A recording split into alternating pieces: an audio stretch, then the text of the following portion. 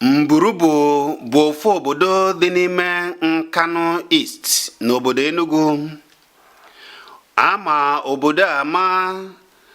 Obodo a bụkwa obodo na-akọ nri nke ukwuu.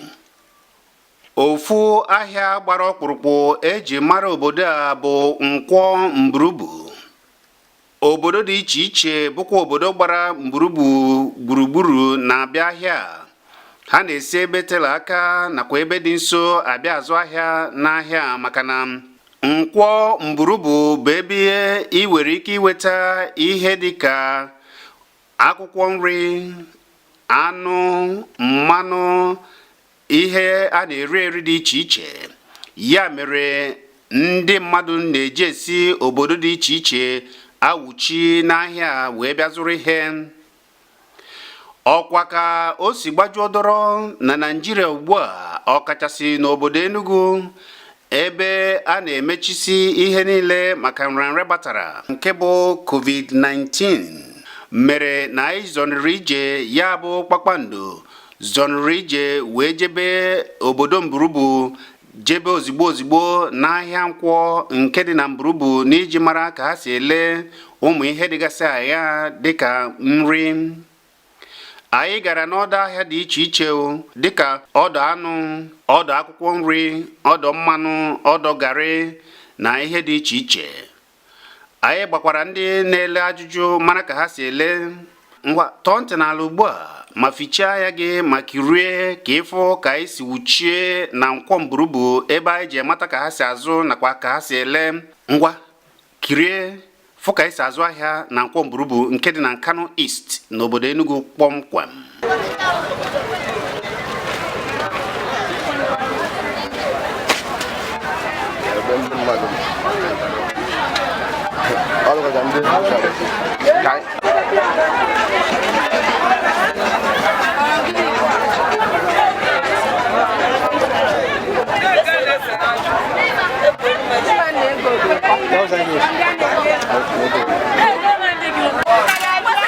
Ebe anyị ọkịta bụ n'ọdụ akwụkwọ nri, ebe a na-ele akwụkwọ nri. Anyị sị ka anyị mata ka esi ele ya bụ akwụkwọ nri n'obodo Mburubu.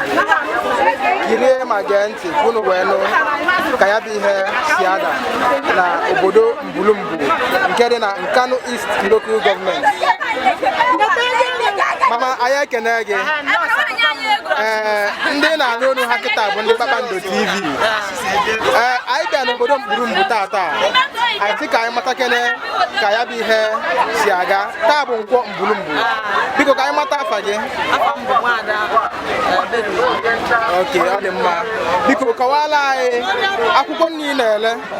Ego ole ka ị na-elegasị ebe akwụkwọ nri kịta? Maka anyị nụrụ na ihe na-agalazi ọnụ n'ala Igbo. O so n'ihe mere anyị ji wesị ka anyị gagharịa n'afịa niile dịgasị n'obodo.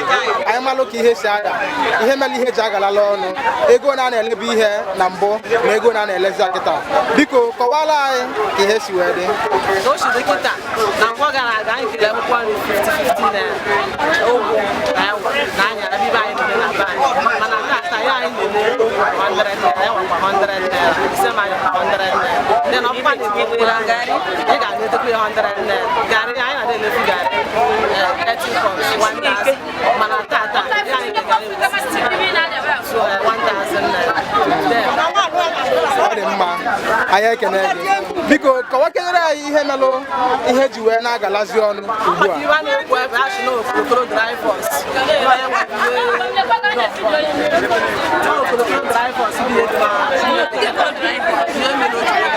So yeah, ndị mmadụ ndị nọ n'Enugu Enugu adịghị anada taa, and ndị anada steeti adabatakwa n'Enugu. So since then ahụ na-emezi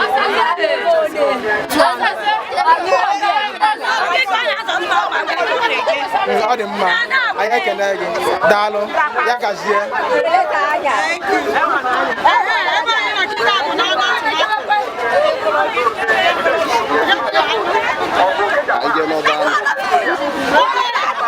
Ebe anyị nọ ugbu a bụ na ọdụ anụ nke dị na Nkwo Mburubu nke dị na Nkanu East Local Government n'obodo Enugu.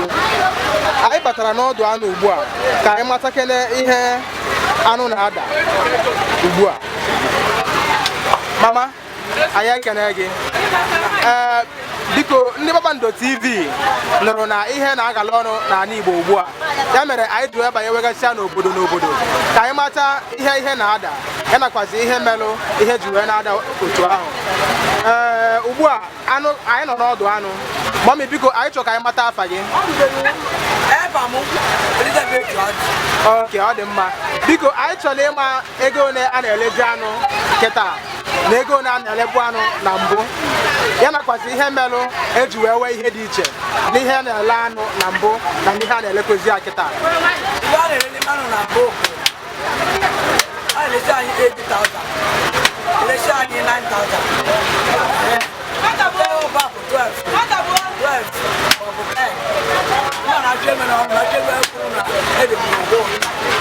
Okay.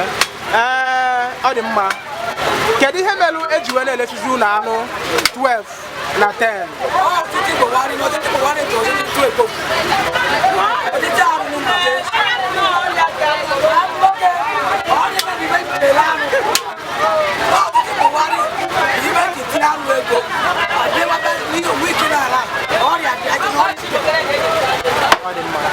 Mama ya ekene gị.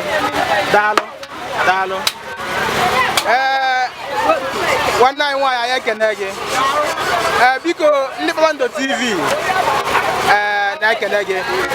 Biko anyị chọrọ ịma kedu ihe anụ na-adabu na mbụ ya na ihe ọ na-adazi kịta ihe mezikwanụ eji wee wezie ihe dị iche na ego anụ.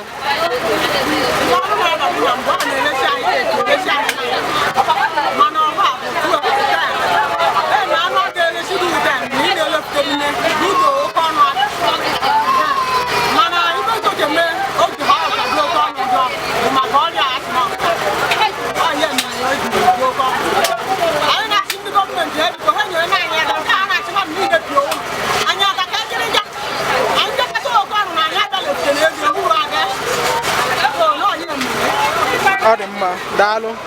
Anyị ekele gị.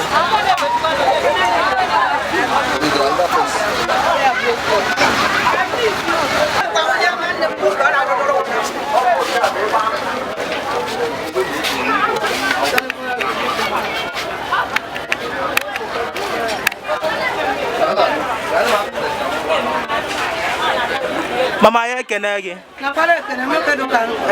Afa m bụ Tobechukwu Chibeze. Anyị si na Kpakpando TV wee bịa. Dịka ihe si ada n'ala Igbo ugbu a na-emechigasị afịa niile dị n'ala Igbo maka ọya a na-akpọ coronavirus.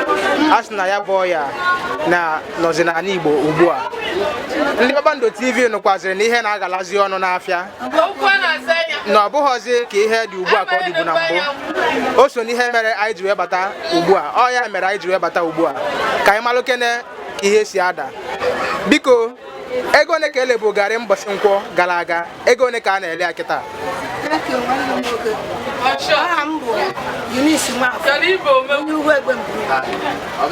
So since mbụ mmadụ anyị na-eme garị otinyebeghị ụdị ego o tinyere special taa a na-elegburu ime ụbọchị Nkwo anyị na-elu 34 mana taa bụzi 18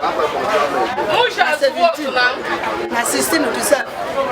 Ibi ndị osef na anyị nwabụ ndị na-egote na efere anyị gotere 3,000 2,500 nke bụ na anyị na-achị ndị anyị bụ ndị gọọmenti gakpafuna anyị o nke ka ndị ọbanye ego ụzọ ebe eji abata bịa egote ya ka nke anyị gotere egote anyị abụghị ka anyị ga-eji meru n'aka lee ihe and ka anyị ma-eme bụ na nke kacha ndị ọbụ na anyị abụ n'ụzọ eji abatada ama n'ụzọ ya ga-etinyere anyị aka na nkebe bụ na ya egede igbo anyị rice dara oke ọnụ ngarị na ome dara oke ọnụ ụmụaka anyị nọ n'ụzọ emechigoro oge anyị abụ n'ụzọ eji ewelitere anyị ibe ya na ewelitere anyị anyị nọzi na anyị omeka aka ha nyere anyị aka gọọmenti nyere anyị aka na ya mere ha dị iko na anyị chịrị anyị ji eba Chineke rie ọka anyị bụ Mburubu ha nyere anyị aka ha biko.